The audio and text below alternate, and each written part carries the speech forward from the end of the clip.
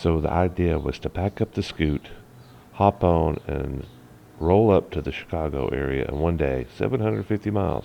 No big deal, I've done that before. So I'm loaded up, ready to go to Chicago area. I've got some work to do, helping out a buddy and put some money in my pocket. And probably a couple stops on the way back, but probably 8-9 hours on the road today to get up to the Great Lakes region, and I'll probably be up there for a week or so until the job is done, or most of it is done, and then head back south, get ready for the TAT. Yeah, it looks like a good day to ride. 700 something miles. So the first stop was just outside of Nashville at what I thought was a truck stop called Buc-ee's, but it turns out it wasn't a truck stop at all. In fact, they don't even allow trucks. So this was a massive warehouse of food and supplies for the weary traveler.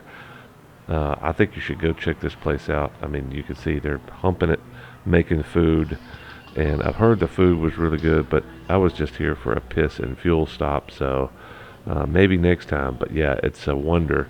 This place is massive. It's like a big mall for travelers, and wait till you get outside and see the pumps. Yeah, it looks like these pumps go on for a mile. I suggest you stop in at your next Buc-ee's. And of course the next big stop was refreshments and dinner just outside of Illinois before I continued on into the state with another 3.5 hours to go. So I'm 2 hours south of Chicago. Not only overwhelmed by the beauty, I was overwhelmed by my full bladder and the need to relieve the IPAs that I had for dinner. And of course the next few days were enjoyed with some frivolity around the house, remodeling, and doing some paint touch up on some motorcycles, and of course the required visits to the restaurants in town. Keith's wife is a foodie, and she's also Thai, so we always indulge in the exotic foods of the area. And this is a Buddhist festival with not only live monks, but amazing food too. The Thai sausage. Thai sausage, and that is mussel and egg. Yes. Fried. Yes, deep Okay. fried in some kind of special And that batter. is, Thai spicy ground pork salad. and that is pork, spicy pork something? Yeah, northern chili dip or something. With a... So as I mentioned before, this is a Thai festival. Apparently they have it every week, and the amazing amount of food available from what looks like maybe quite a few small Thai restaurants in town. They bring all their wares out here, and you can buy pretty much anything you can get in Thailand. It looks like just table after table of amazing food, and we only had a taste of a few small dishes, and this is a lot of the stuff that we didn't have. And I love Thai food, and I couldn't get enough. I'm not a huge eater anymore, but man, I could have immersed myself into some of these foods because so many of them are spicy, but the flavors are just something that you can't get anywhere else. It's very unique. I don't know if you've ever had Thai, but I would suggest you try it the next time you have an authentic Thai restaurant near you.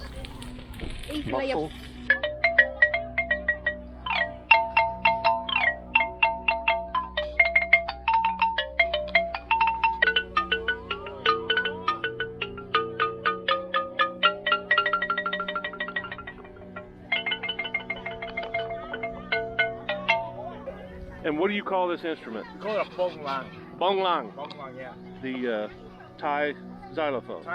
There's actually many kind of xylophones, but this is more for like southern Thailand. Because Southern Thailand, okay. They play more like a lot of percussions in that. There's like this one song that's like the song I played right now. Okay. It's good with a huge band. Okay. When you play with a band, it's like majestic. Right. Okay. Yeah. And Do you play with more than one of these, or is this just the one in the band? Some play with two, some play with one, but the band we usually play with is like two people. It's like one here and one over there, and there'll be like drums, syllable, Cymbals. Yeah.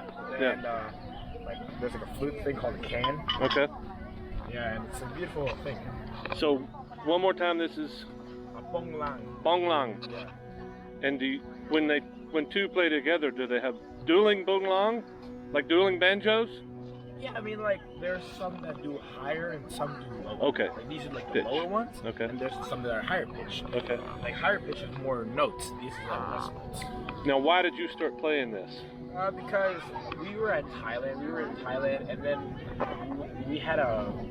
my mom had a friend. Okay. That was like, hey, your son plays instruments right here. I have this thing right here, and then I got it, and then we went back to America and brought this, and then I learned playing this in the temple over here. Okay. Yeah. All right. Because I used to play Renat. It's something like this, but like you sit down. Right. Yeah.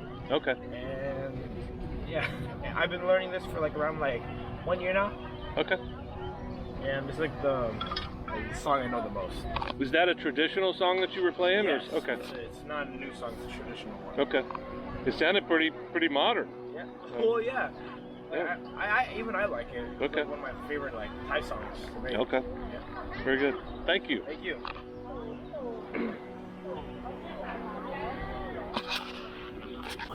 And of course, this was some mango This is a mung bean. sliced and delivered on top of some coconut flavored rice and mung bean seeds, I think.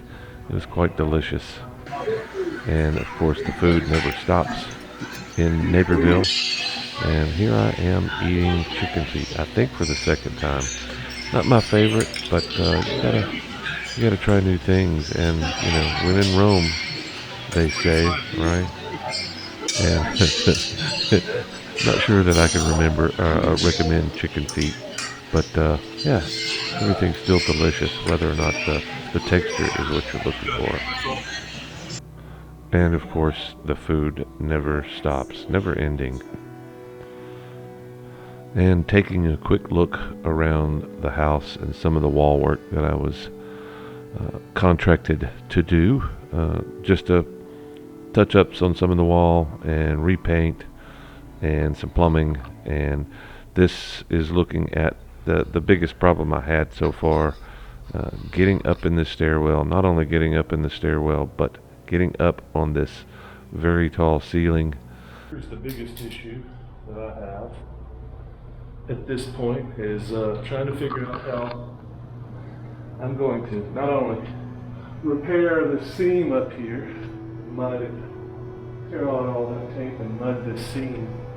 How the hell am I going to get up there and paint this wall? And I am not a big heights guy, and I hate ladders, but my plan was to get Keith up on the wall and do some mudding for me, and that worked out pretty well.